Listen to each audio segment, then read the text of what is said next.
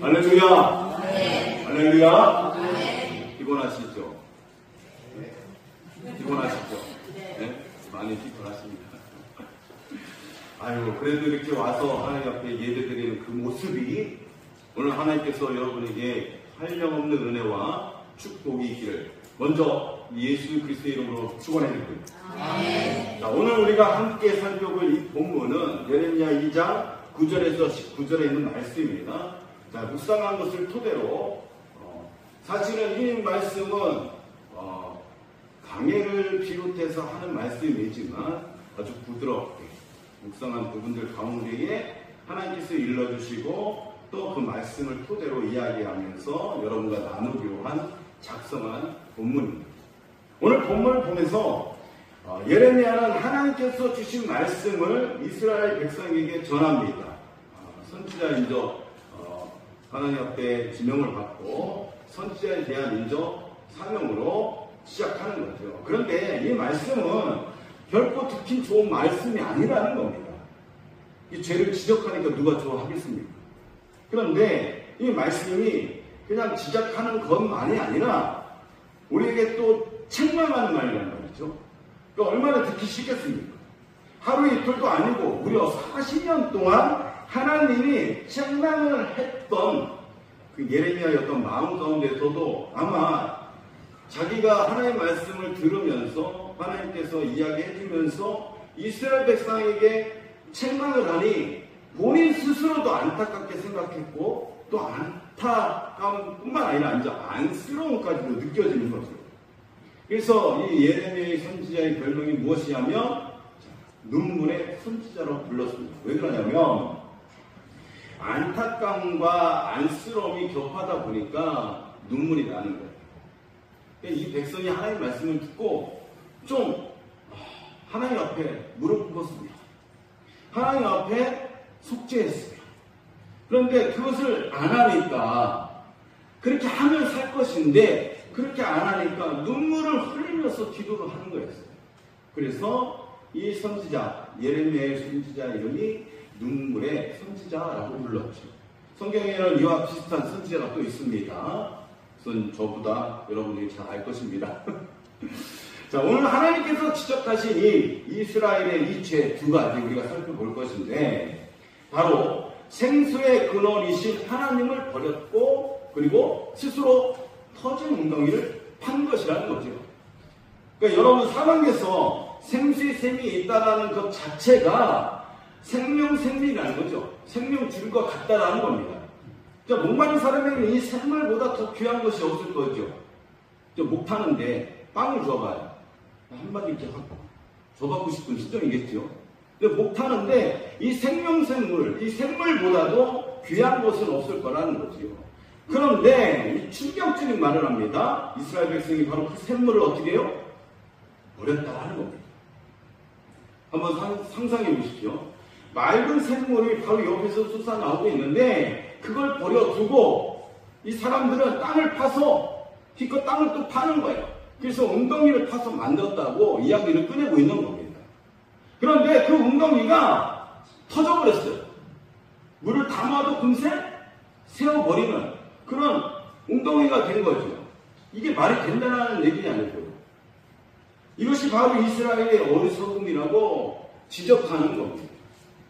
하나님을 버리고 애굽을 의지하지 않고 애굽을 의지하고 아수르를 또 의지하고 그러니까 강대국을 의지하는 거죠. 하나님을 의지하지 않고 강대국을 의지하는 거예요. 결국 그 선택 때문에 그들은 노예가 되고 멸망의 길을 걸어가야 했던 것으로 이야기가 이제 전개됩니다. 이 후반부터 계속 그렇게 이야기하는데 우리가 여기서 깨닫고 교훈 삼아야 될 것은 무엇이냐면 절대로 어떤 상황이 와도 극한 상황이 와도 하나님을 버리지 마라. 이것은 중요했어요. 내가 어려운 일을 당해요. 힘든 일을 당해요. 그리고 억울한 일을 당해요. 오늘 아침에도 그죠? 억울한 일을 당해요. 절대로 뭐라고요? 하나님을 놓아서는 안 된다. 이것을 교훈하고 있는 줄 믿습니다. 그래서 이 이스라엘 백성이 결국은 그것을 놓았기 때문에 멸망의 길로 치달았다라고 일러주고 있는 거예요. 본문에 나오는 롯과 다바네스라는 곳이 있습니다. 이곳은 애굽의 옛 도시예요. 그래서 애굽은 이스라엘에게 늘 눈에 보이는 강한 나라로 여겼던 거죠.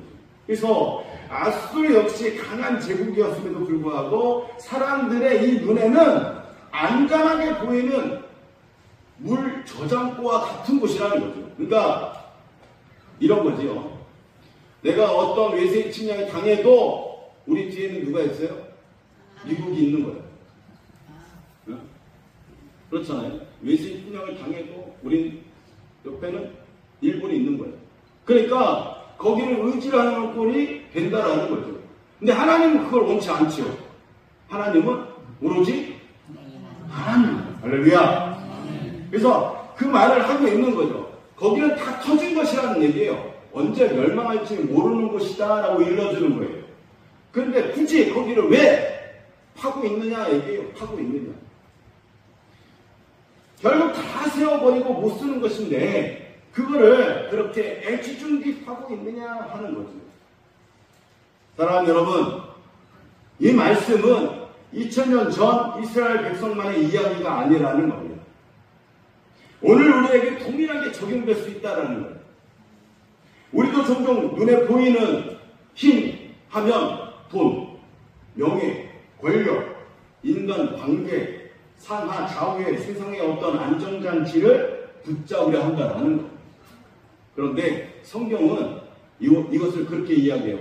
해 아래 새 것이 없는 해 아래 새 것이 없어요. 다 녹슬고 없어지고 다 부식되어 없어지고 결국은 어떻게 해요? 땅으로 돌아간다라고 일러주시는 것이 하나님의 말씀입니다. 다시 한번 이야기하면 결국은 그 모든 것이 터진 웅덩이라고 일러주고 있다는 거예요. 순간은 튼튼해 보입니다. 그죠? 6.25 전쟁 때 그 탱크가 지금 저기서 녹슬어서 다 무너져버리고 말았다는 거죠. 결국은 우리를 살리지 못한다는 거예요. 우리를 더 힘들게 만들 뿐이라는 거지. 그래서 하나님은 예레미야를 통해서 이스라엘에게 이렇게 이야기합니다. 너희는 기띔 섬에서도 가보고 게달 땅에도 가보라. 온 세상을 다 뒤져봐라. 어느 민족이 자기 신들을 버린 적이 있느냐. 다시 한번 이야기하면 기띔은 저 지중해 서쪽에 있는 오늘날의 키프로스라는 섬이라는 것을 가리킵니다. 그리고 게달은 저 동쪽의 아라비아 유목민 지역을 의미한다라는 거지요. 다시 말해서 하나님은 동쪽과 서쪽, 남쪽, 북쪽 어느 곳에 모든 민족을 살펴보라고 이야기합니다. 놀라운 사실은요. 그 이방 민족들, 그 무력한 아무 힘도 없는 그런 신을 섬기는데 그 신을 섬기는데도 불구하고 그들은요. 자기들의 어떤 신을 버리지 않았다라는 거예요. 우리가 보면 우상숭배인데 그 우상숭배하는 그 민족들도 그들의 신을 버리지 않는데 그런데 이스라엘 백성은 버렸다라는 거예요. 참된 백성, 하나님의 백성, 그 백성이 하나님을, 참된 하나님을 버렸다라고. 그래서 자기 영광을 무익한 것으로 바꿨다라고 일러주는 거죠. 일러주고 있습니다. 여러분, 이 얘기를 하면 딱 그 생각 나지 않습니까? 장자법. 장자법이요. 장자법. 네? 그죠? 누가 생각나요? 에서와 야곱이 생각나지 않았습니까? 산에서 왔는데 그 죽한국으로 자기 장자권을 바꿔먹잖아요. 그렇지 않습니까? 이 장자권이 소중한 걸 모르는 거예요. 그러니까 이스라엘 백성이 지금 그렇다는 거예요. 하나님에 대한 어떤 가치를 소중하게 여겨야 되는데 그 소중함을 여기지 않고 어떻게 버렸다, 바꿨다 라고 이야기하는 거죠. 그것이 이 두 가지 악의 본질이 여기서 이야기하는 거죠. 하나님은 곧 생수의 근원임에도 불구하고 그것을 버리고 터져서 물을 닫을 수 없는 웅덩이를 붙들었다라는 것입니다. 우리의 삶이 살다 보면 이런 선택을 할 수가 있게끔 만들어지는 과정이 있습니다. 그래서 잘 분별해야 되고 구별해야 됩니다. 제가 젊어서 그런지 참 뭐랄까 예전에 제가 이제 개척하면서 어떤 일이 생겼냐면 저희가 아는 목사님이에요. 아는 목사님. 저희를 전도한 목사님. 근데 동생이 있었어요. 그 동생이 뭐냐면 중고자동차. 그래서 개척교회 가서 자동차를 주고 그냥 무료로 주고 그리고 사인을 받아가는 거예요. 그래서 저희는 까맣게도 몰랐습니다. 그래서 인감을 떼어요. 근데 또 먼저 목사님 아는 동생이니까 친동생이니까 믿었죠. 근데 알고 보니까 그게 은퇴기를 가진 거예요. 은퇴기. 아무리 진짜 눈뜨고 코베가는 세상이라도 그렇게 이용하더라고요. 우리가 하나님을 믿으면서도 세상은 우리를 어떻게도 무너뜨리게 만들려고 한다는 거죠. 그것을 우리에게 무엇을 감지하도록 우리에게 성령을 주신 줄 믿습니다. 그 성령을 위해서 잘 구별할 줄 알아야 돼요. 근데 이걸 구별하지 못하면 하나님의 사랑이고 하나님의 은혜고 하나님의 감동적인 모든 것들이 어떻게 해요? 빼앗길 수 있다는 거죠. 이스라엘 백성처럼. 그래서 하나님을 무익한 것과 제발 바꾸지 마시길 바랍니다. 우리의 영혼은 메마르고 갈라질 수밖에 없지만은 그러나 생수의 근원 되신 하나님께 다시 한번 돌아서기만 한다면, 다시 한번 회개하고 나아가기만 한다면, 다시 한번 그 은혜를 사모하기만 한다면 하나님은 우리에게 폭포수와 같이 부어주실 줄 믿습니다. 이거 확신합니다. 하나님은 그러신 분이라는 거예요. 그래서 하나님을 우리에게 주신 이유가, 예수님은 우리에게 주신 이유가 그런 목적이 있다는 거예요. 그래서 돌이키라고 이야기하지 않습니까? 그래서 대부분 예레미야는 그래서 자꾸 이스라엘 백성에게 돌이키만 해라, 돌아오기만 해라, 하나님 앞에 나오기만 해라, 이것을 강조하고 있어요. 예레미야가 이것을 위해서 사용되고 쓰임받고 이 선지자의 어떤 사명을 끝까지 해나갑니다. 근데 듣지 않지. 그것은 나중에 보면은 이스라엘 백성이 멍청해서요? 아닙니다. 어리석어서요? 아니에요. 진짜 무엇이냐면 이 주변의 이제 강대국들 뿐만 아니라 본인들의 무지에서 그런 겁니다. 무지에서. 그래서 하나님 말씀 계속해서 계승되어서 유지가 되어야 되는데 그것이 멈춰버리니까 그 꼴이 나는 거죠. 자, 그래서 오늘 우리의 삶에서 주는 이 분명한 교훈이 무엇이냐? 사랑하는 여러분, 이 말씀이 우리에게 어떤 그런 강력한 의미가 있느냐면 우리는 하나님보다 더 의지하는 것을 가지고 있지 말아야 된다는 거예요. 어떤 분은 돈이 나를 지켜줄 거라고 믿는다라는 거죠. 그렇습니까? 어떤 분은 사람의 인맥이 나를 살린다고 생각해요. 그렇습니까?